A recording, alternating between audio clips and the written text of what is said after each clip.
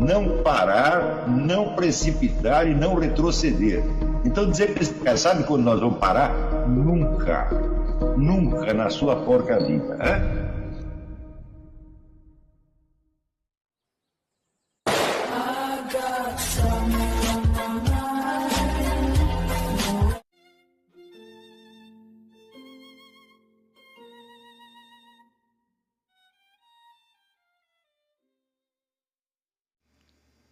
E aí pessoal, tranquilo? Então vem aqui antes do vídeo começar, pedir para vocês se inscreverem, quem não for inscrito, compartilhar, curtir, comentar. Quem puder seja membro do canal, que isso ajuda bastante. Tem também o link do Apoia-se. Quem puder ajudar nosso canal e apoiar financeiramente vai ser muito bem-vindo. Mas o mais importante é transmitir o conteúdo e os conhecimentos do professor Olavo de Carvalho para mais e mais brasileiros. Então compartilhe e ajude aí nossa causa. Muito obrigado a todos os membros, apoiadores do canal. Fico muito feliz. Tenho certeza que a gente está no caminho certo. Então fiquem com o vídeo e até mais. Valeu! Como é que você consegue compreender a aritmética elementar? Se você não souber que um número é ele mesmo, ou que uma coisa é ela mesma, você não consegue fazer nenhum raciocínio aritmético, nem o primeiro, nem o mais elementar deles. E isso não tem como ser deduzido ou apreendido na própria existência temporal? Não, porque você não encontrará nada, tá certo, na existência temporal que permaneça exatamente como é. Tudo na existência temporal é uma mistura de ser e de não ser. Quer dizer, o que é, quer dizer, a transformação temporal? São coisas que não existiam que passam a existir e outras que existiam que passam a inexistir. E tudo o que você vê em torno, mas absolutamente tudo, é assim. Você não encontra uma coisa que tenha entrado na existência no primeiro dia e que continue lá imutavelmente a mesma. Tá certo? Então, quer dizer, você...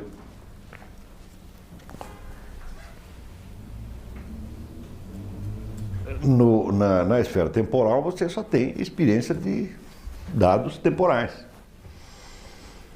E, no entanto, né, você não conseguiria nem aprender os primeiros elementos de aritmética se você não tivesse a ideia da identidade. Então, de onde você atirou? Tá certo? Não poderia nem perceber que as coisas mudam, porque não seria possível perceber que elas são as mesmas. Não seria nem sequer possível perceber que as coisas mudam. Quer dizer, você estaria dentro do processo, tá certo? Como um animal, sem você ter este recuo tipicamente humano, né, ante o processo. Por exemplo, o fato do homem pensar sobre a morte. Muitos anos antes da morte ele já está pensando, ele já sabe o que vai dar. Não é isso? Então, isto aí, sem um recuo em relação ao fluxo temporal, você não consegue fazer. Quer dizer, você viveria dentro do fluxo, mas você não o perceberia como tal. Para você percebê-lo, é preciso que, de certo modo, você o detenha, você se coloque fora dele, hipoteticamente, imaginariamente. Como é que você consegue fazer isso? É porque você tem alguma ideia, tá certo, de que existem verdades independentes de tempo. A própria consciência também é algo assim. Você ter consciência de si mesmo também, eu acho que vem de outro... Você não poderia ter consciência de si mesmo, no sentido humano, evidentemente, sem isso. Quer dizer que você percebe que o princípio de identidade é um dos fundamentos do próprio código. Coisa que Descartes nem percebe, nem de longe percebe. Mas em outros animais também é possível. Que eles apreendem a possível identidade. Por exemplo, eu tenho um cachorro e ele me reconhece toda vez que eu volto para casa, é porque ele sabe que eu sou o mesmo que era quando eu saí. Não, o problema, veja, por isso, é reconhecer a identidade dos objetos é uma coisa.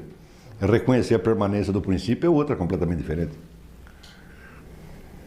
Veja, a apresentação dos fenômenos sob o aspecto do mesmo ou do outro para um animal é pura contingência. Porque se a coisa se apresentou com o mesmo aspecto ou com outro, isso faz parte do processo do mesmo modo. Você perceber que por trás de todo o fluxo temporal existe um negócio chamado de identidade é outra coisa completamente diferente. Mas eu vi que existem algumas pesquisas com animais mais inteligentes que conseguem perceber conceitos mais abstratos como números, não em grandes quantidades, digamos até 7, 8, por aí. Não, perceber número também faz parte do fluxo, porque o número é o próprio fluxo. A contagem é o próprio fluxo. Porque não vai conseguir fazer conta. Porque na base do cálculo está um negócio chamado de identidade. Toda conta que você faz tem um resultado igual. Quer dizer, esta quantidade aqui é a mesma daquela, embora não pareça.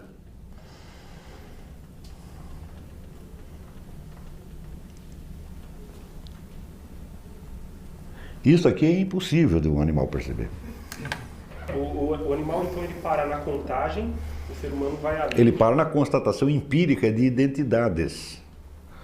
Tá certo? Sem perceber que existe, vamos dizer, a própria identidade como um elemento estruturante desse conjunto. Uma coisa é... Isso quer dizer que nós conseguimos negar o fluxo temporal. Nós conseguimos saber que ele não é tudo. E como é que nós sabemos que sempre soubemos disso? Bom, um indício é o seguinte: você jamais encontrará uma civilização, por mais primitiva que seja, por mais bárbara, por mais ignorante, que não tenha um rito qualquer de sepultamento dos mortos. Isso indica claramente a ideia de uma permanência por trás do fluxo.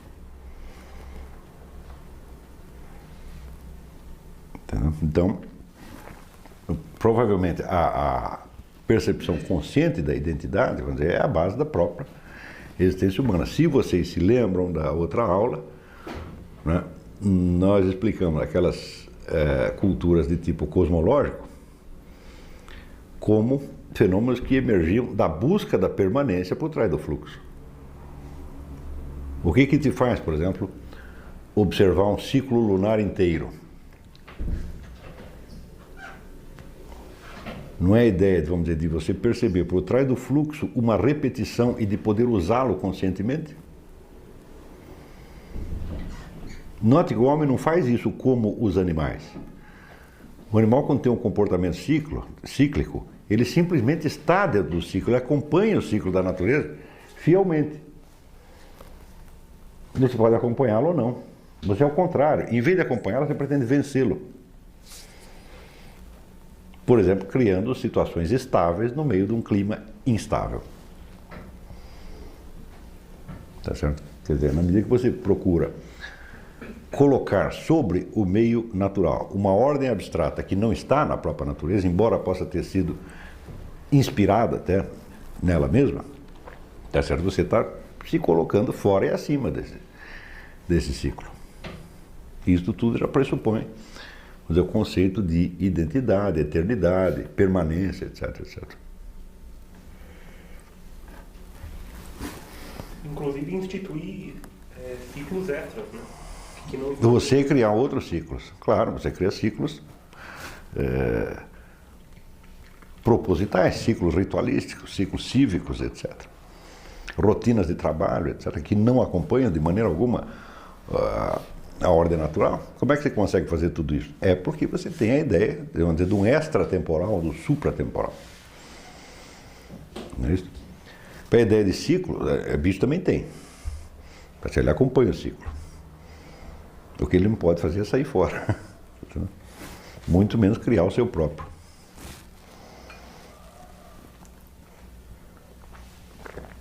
Então, isso quer dizer que no nível puramente empírico, no nível de percepção empírica, você vai acabar não achando a diferença entre homem e animal.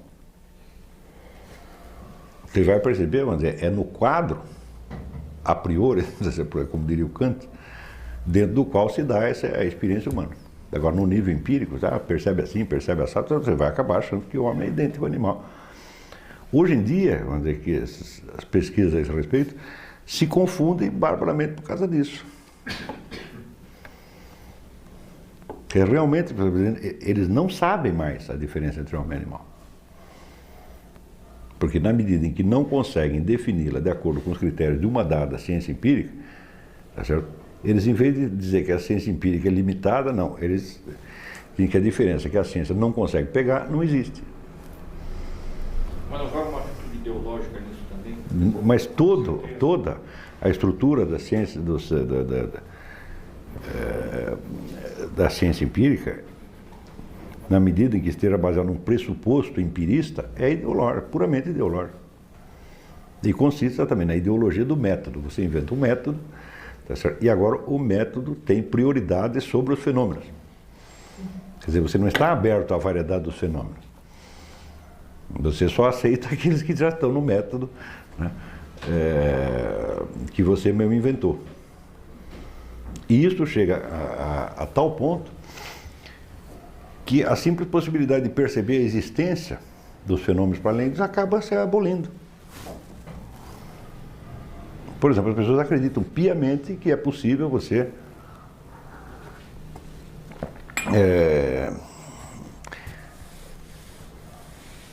afirmar a quase humanidade dos chimpanzés pelo fato de que geneticamente eles são isso, aquilo. Bom, isso quer dizer que a genética só consegue perceber até aí.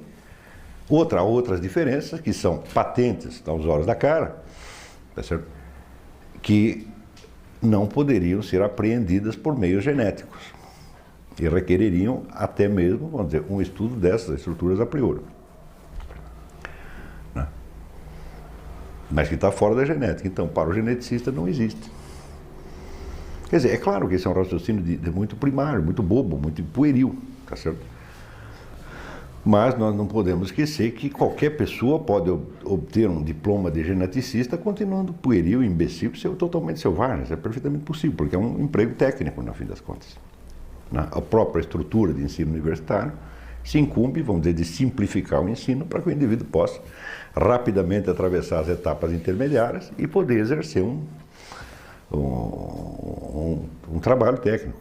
Claro que isso é barbárie. Claro que é o reino da estupidez. Mas essa é a realidade na qual nós vivemos. E isso começa bem no Descartes mesmo, porque essa questão da estrutura do eu,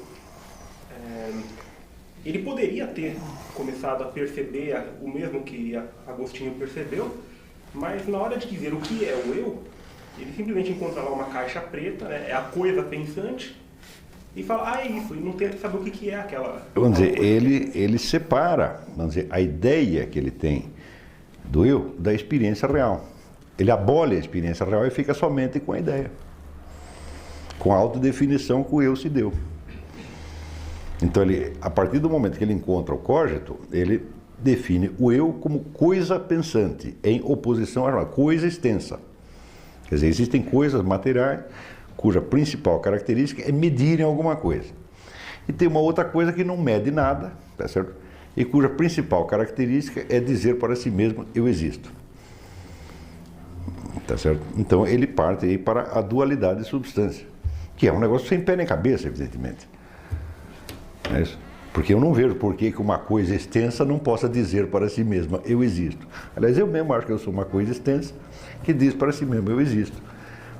Porque pela própria heterogeneidade das operações, as operações de você ocupar um lugar no espaço, de você falar consigo mesmo, as operações são tão diferentes que eu não vejo por que deveria supor duas substâncias. Por que a mesma substância não pode fazer as duas operações? Ela ocupa o lugar no espaço e ela fala com ela mesma. Por que não? Aliás, todo mundo está fazendo isso desde que existe. Tá certo? Agora, o fato é que, com Descartes, surge o chamado subjetivismo moderno. O que é o subjetivismo moderno? É a ideia de que o eu, tendo o conhecimento de si mesmo, ele chega por si mesmo ao conhecimento dos princípios universais e pode deduzir todo o edifício das ciências e chegar a um conhecimento perfeitamente universal, tá certo? Por pura dedução.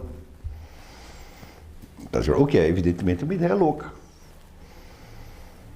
Porque se ele mesmo viu que ele não tem dentro dele meios para chegar a afirmar sequer a existência do mundo exterior a partir da existência do eu, tá certo? Aí já está negada a possibilidade do conhecimento universalmente válido por pura dedução. Porque ou você vai ter que apelar ao conhecimento por experiência, que é externo ao eu, tá certo? Ou não querendo fazer isso, você vai ter que apelar à fé religiosa, como ele fez. Então, quer dizer, os pedaços do mundo do Descartes são pedaços inconexos que são colados uns aos outros mediante truques lógicos perfeitamente bobos. Então,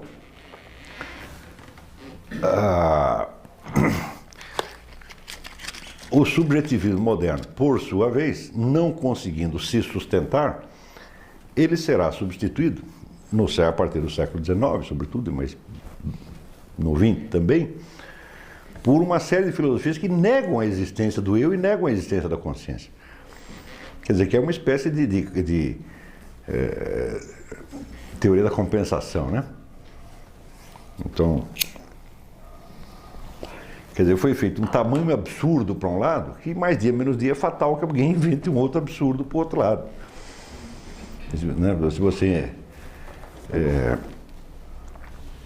se afasta, vamos dizer, da complexidade da experiência concreta, e você afirma abstratisticamente uma verdade para cá, um outro vai afirmar abstratisticamente a verdade para lá. Isso é quase fatal.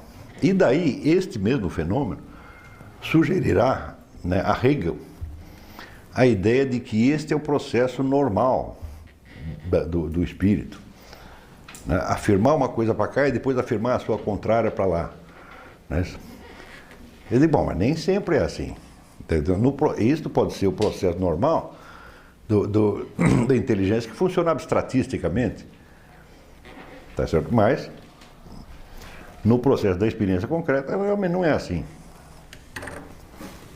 Então, veja, se eu terminar a explicação do Santo Agostinho, nós vamos fechar esse problema da experiência concreta. Veja. Agostinho, tendo percebido esse negócio das ideias eternas, ele afirma que existe um negócio chamado conhecimento em Deus. Quer dizer, você conhece essas ideias eternas, não a partir da sua experiência concreta, tá certo? Mas através desta parte misteriosa que te cria e te fundamenta e que já te dá umas dicas a respeito da eternidade, tá certo? Isso quer dizer que, segundo Agostinho, a inteligência humana não funciona sem uma especial iluminação divina. Mesmo no seu funcionamento natural, ela requer o concurso divino. Daqui a pouco vocês vão ver a importância bárbara desse negócio para a escolástica e para nós hoje. Porque nós estamos, estes assuntos de hoje, eles estão no centro de toda a discussão contemporânea. Inclusive política, geopolítica, etc, etc. Nós vamos chegar lá. Espero que dê para chegar nesta aula ainda. Então, mais tarde, os escolásticos se oporão a Agostinho nesse ponto, dizendo que você chega a essas coisas, vamos dizer, as ideias universais, não por iluminação divina, mas processo chamado abstração. E eu acho que isso não é uma objeção de maneira alguma, porque, ao dizer que você chega por abstração, eu digo, não é a abstração que produz esse conhecimento, a abstração é apenas o modus operandi. Restaria você explicar a condição de possibilidade da própria abstração, e aí você retornaria à tal da iluminação divina que está no fundo da própria razão natural. Mas, tendo afirmado a existência das ideias eternas, o conhecimento das ideias eternas, a iluminação divina e, portanto, o conhecimento em Deus, Agostinho é naturalmente inclinado, neste ponto, a retroagir sobre alguma coisa que ele tinha lido na Bíblia e dizer, bom, mas se a filosofia me levou até esse ponto, talvez ela me ajude a esclarecer algo que eu aprendi também na Bíblia. Né?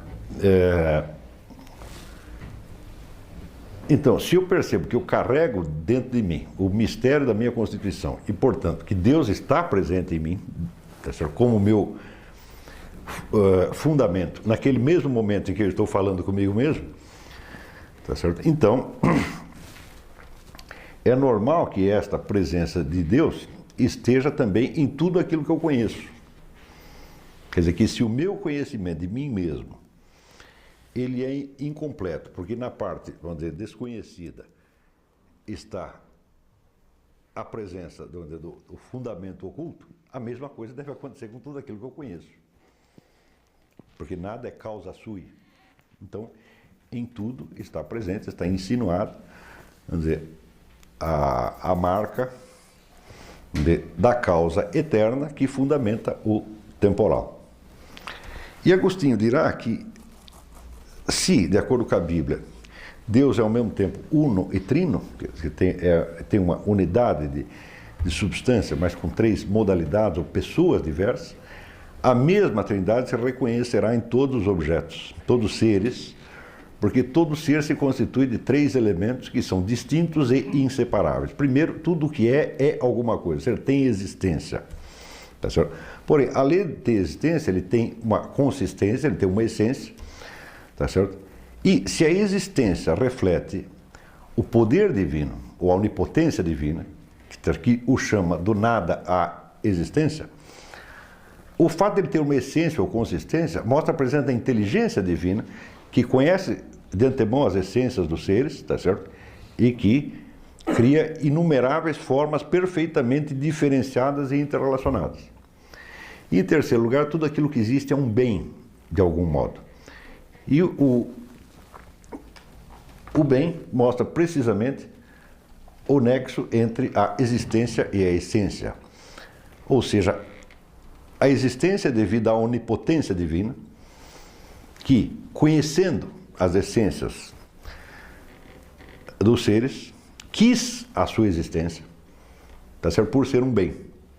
Então você tem aí a existência, a essência e o bem, o valor, né? Refletindo a onipotência divina, Deus Pai, a inteligência divina, Deus Filho, Logos, e o Espírito Santo, ou o amor entre os dois. Então a essência e a existência têm entre si uma relação de amor que é exatamente a do Pai pelo Filho, ou da onipotência pela inteligência divina.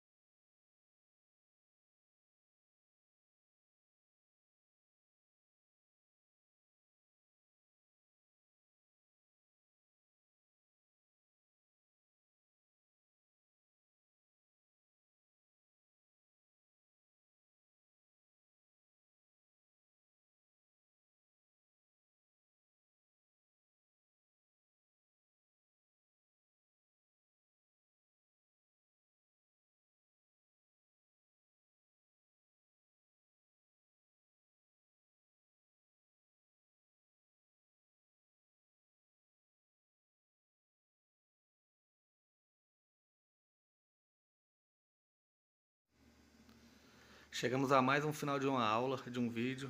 Espero que tenham gostado. Quem não se inscreveu ainda, se inscreva, compartilhe, comente. Ajude nosso canal, apoie, seja membro. E ajude o nosso canal a chegar a cada dia a mais brasileiros que precisam muito do conhecimento do professor Olavo de Carvalho. Então é isso aí, fique com Deus, até o próximo. Valeu! Então é isso aí, pessoal. Que é o nosso canal. Que são alguns livros que eu já li. A maioria foi doação, mas alguns eu adquiri, professor Olavo de Carvalho. Alguns livros se perderam aí que eu emprestei. Professor Alexandre Costa. A Bíblia Sagrada. 10 lições sobre Karl Marx. Indico a não ler esse livro, que é muito ruim mesmo. Alguns pensadores aqui que realmente, como o professor Olavo de Carvalho disse, não são pensadores. Valeu, tamo junto aí. Apoie nosso canal, seja membro.